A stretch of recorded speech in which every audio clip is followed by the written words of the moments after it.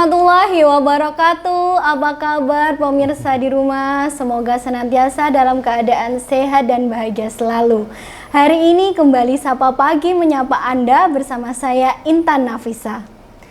Di episode kali ini kita akan membahas tentang kesehatan tulang ya pemirsa. Tentu kita sering mendengar tentang adanya kejadian kecelakaan di jalan hingga mengakibatkan adanya cedera tulang. Pasti pemirsa penasaran kan bagaimana cara penanganannya. Telah hadir di studio seorang dokter bedah ortopedi, Dr. Gilang Persada dari RSUD Campur Darat. Langsung saja kita sapa narasumber kita. Selamat pagi Dr. Gilang. Pagi Mbak Intan. Apa kabar dokter? Alhamdulillah baik. Alhamdulillah baik ya dokter ya. Iya. Dokter Gilang ini kan seorang dokter bedah ortopedi atau mungkin masyarakat umum itu menyebutnya sebagai dokter bedah tulang ya dokter ya. Iya, benar sekali. Dan sekarang sedang dinas di RSUD Campur Darat ya dokter. Iya, benar. Sebenarnya dokter ortopedi itu menangani apa saja nih dok? Ya, jadi ortopedi itu mungkin orang awam kurang, kadang-kadang beberapa orang masih belum mengerti. Ortopedi ini lebih dikenal dengan bedah tulang biasanya kalau orang awam dan orang-orang usianya yang lebih senior ya kan. Jadi ortopedi itu menangani hampir semua kasus tulang, mulai dari tulang belakang, seluruh tangan, seluruh kaki, dan tidak hanya tulang saja, baik tumor atau istilahnya ada saraf yang kejepit di daerah situ, juga di tulang belakang, di tangan, di kaki, itu bisa ke dokter ortopedi untuk diperiksa. Berarti benar ya dok ya, kalau misalnya ada kecelakaan patah tulang berarti kita periksanya harus ke dokter bedah ortopedi ya? Ya, tapi lebih tepatnya kalau kecelakaan patah tulang ke IGD. Oh ya. iya. Jangan nunggu ke poli ya. Kalau patah tulang kita harus segera ke IGD. Nanti dokter IGD yang bakal mengonsulkan ke dokter ortopedi. Begitu.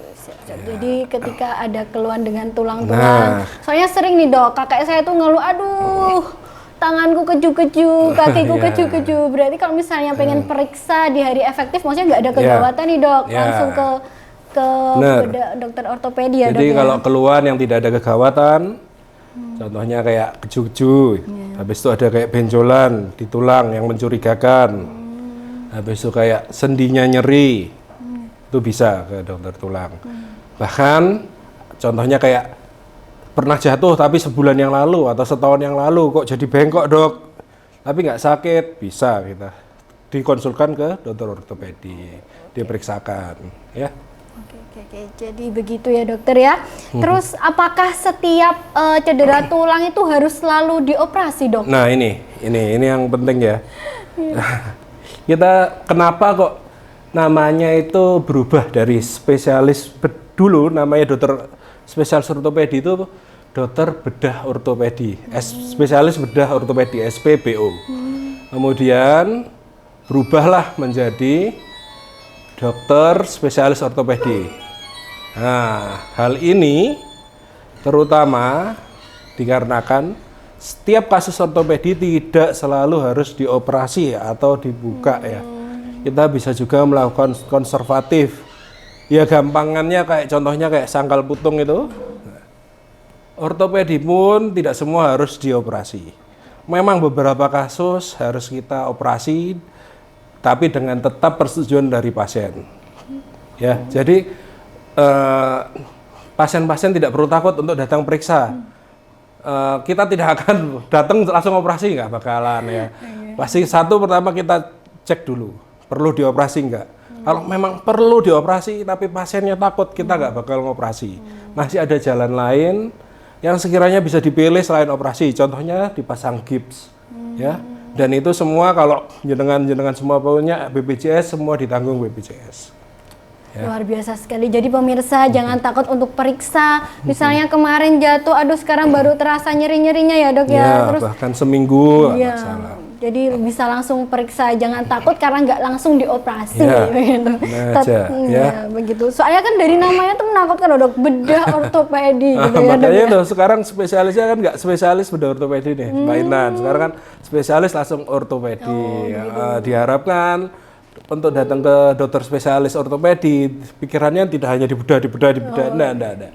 Kita banyak beberapa pilihan, harus digimanakan. Nah itu nanti memang tergantung sudah ada teori-teorinya yang kita pakai. Nah kita bisa tawarkan ke pasien, mau dioperasi atau tidak. Tapi dengan memaparkan apa aja positifnya, apa aja negatifnya. Luar biasa sekali. Lanjut ya dok ya. Tadi dokter sempat membahas tentang itu sangkal putung. Nah, menurut dokternya gimana nih? Soalnya nih Mbahnya tadi juga sering nih dok bilang, ayo ke sangkal putung aja wes gitu. Ya. Untuk beberapa sangkal putung, secara mungkin gini ya, sangkal putung itu kita tidak bisa melawan mengejat sangkal putung itu mungkin langsung buruk, mungkin enggak. Kita nggak boleh kayak seperti itu. Minimal tolong kalau ke sangkal putung ya minimal sangkal putung itu harus mengerti kapan harus dirujuk ke dokter. Ya. Sekarang kan sangkal putung pasti kan turun menurun. Ya. Ada beberapa sangkal putung memang ya sebenarnya dokter ortopedi pun melakukan hal seperti itu. Tapi kita teorinya bukan turun menurun, tapi kita punya sertifikasi. Ya. Jadi ada beberapa fraktur yang kita diamkan saja itu pun pasti sembuh. Jadi tidak perlu kita operasi, bahkan kita cuman sudah kamu gendong aja, nggak usah dipasang apa-apa. Contohnya beberapa fraktur tulang selangka atau klavikula ini, jika posisinya memungkinkan, tidak perlu kita pasang apa-apa, cukup digendong. Nah, contohnya seperti itu, akal sembuh, ya. Jadi nggak usah khawatir. Nah, sama seperti halnya sangkal putung. Beberapa sangkal putung, ya biasanya melakukan, contohnya memasang debok pisang. Selama dia ikatannya tidak terlalu kuat, habis itu cara memposisikannya benar, sebenarnya itu tidak apa-apa. Tapi beberapa kali kasus yang sering terjadi, sangkal putung itu dia terlalu ekstrim saat melakukan manipulasi. Habis itu ikatannya terlalu kuat, sehingga malah terjadi hal-hal yang merugikan bagi pasien. Itu yang sangat kami hindari. Dan satu lagi, kalau jenengan punya BPJS, berperiksa. Saya harap periksa. Kan itu sama-sama tidak bayar gitu loh. Sama-sama costless ya kan. Tidak ada biaya yang harus dikeluarkan. Nah, saya harapkan sudah lebih berpikiran terbuka bahwa semua dokter-dokter ortopedi ini tidak selalu dioperasi gitu loh. Jadi jenengan kalau patah tulang, dok bisa nggak nih? Nggak dioperasi, saya pengen digips saja nih. Atau saya pokoknya sangat takut dioperasi. Bisa, itu bisa kami usahakan sebaik mungkin, semaksimal mungkin, sebermanfaat mungkin bagi pasien. Ya kan? Kita pasti akan jelaskan beberapa kerugian, habis itu keuntungannya kalau nggak dioperasi itu gimana. Tapi untuk sangkal putung ya itu, saya harap contoh lagi kayak pasien yang patah tulang terbuka, saya harap mohon bagi masyarakat untuk tidak ke sangkal putung, untuk yang terbuka, terutama yang terbuka. Karena bila infeksi itu terlalu merugikan bagi pasiennya. Ya, saya harapkan di situ sih. Tapi untuk yang lain-lain itu semuanya masyarakat. Tapi ya untuk yang punya BPJS ataupun yang takut operasi, monggo periksa di dokter ortopedi, insya Allah lebih aman, ya kan. Jadi begitu ya pemirsa, dokter ortopedi itu sekarang tuh udah nggak menakutkan, nggak dikit-dikit harus operasi gitu. Soalnya gitu loh dok, apa namanya mbahnya yang tadi juga gitu, udah kesangka putung aja nanti kalau ke kanu dioperasi malah gini. Emangnya kenapa sih dok, kalau selama ini tuh mindsetnya operasi itu semengerikan itu, memang ada apa dengan operasi menurut satu, pertama mungkin mindsetnya kenapa kesangkal putung dulu. Ini mungkin ya karena dulu dokter ortopedi itu sedikit, nah ya kan. Akhirnya sangkal putung memang sangat membantu saat itu, sama kayak dukun bayi zaman dahulu. Ya gimana karena itu tidak tersedia. Dan kita sekarang sudah banyak tersedia dokter ortopedi, aksesnya mudah, biaya ditanggung. Kemudian yang kedua, menakutkan apa operasi? Ya itu memang sebenarnya semua itu kan tergantung di mindset ya. Untuk zaman dulu mungkin operasi semenakutkan itu. Untuk saat ini dengan perkembangannya teknologi, perkembangannya pengobatannya seperti apa, obat-obatan lebih baik, sterilitas terjamin. Saya rasa untuk operasi memang pilihan untuk beberapa kasus memang pilihan yang terbaik. Ya, jadi gitu. Jadi memang operasi itu memang ada resikonya, ada. Tapi karena kita untuk belajar untuk jadi seorang dokter, apalagi dokter bedah itu hampir 5-6 tahun, itu kita sudah diajari apa saja yang kemungkinan terburuk yang akan bisa terjadi dan kita akan selalu menghindari itu. Ya, jadi resiko operasi itu ada, tapi insya Allah seminimal mungkin kita lakukan. Jadi begitu ya pemirsa, sekarang dokter ortopedi itu sudah banyak, jadi jangan ragu untuk periksa, apalagi di RSUD Campur Darah ini juga sudah ada. Nanti akan bertemu dengan dokter Gilang ini. Dokter, gini, kalau misalnya nih pasien-pasien cedera tulang, terus sama dokternya dibilang operasi, tapi pihak pasien kan punya hak ya dok untuk menolak. Kira-kira tuh apa sih dok dampaknya kalau misalnya tidak dilanjutkan operasinya? Jadi gini, beberapa faktor memang butuh dioperasi karena kita kan alhamdulillah sekarang sudah ada teknologi ronsen ya, jadi kan kita bisa lihat posisinya tulang nih. Terus dok ini saya nggak mau operasi, seumpama nih, oh ya udah ternyata posisinya masih masuk akal, oke lah kita gips saja, itu bisa, insya Allah nyambung. Walaupun kalau dia hanya di gips mungkin posisinya tidak sesempurna kalau kita dioperasi. Untuk penyembuhannya insya Allah hampir sama. Penyambungan itu semua berdasarkan yang menyembuhkan atau yang menyambungkan tulang memang Allah Subhanahu wa taala.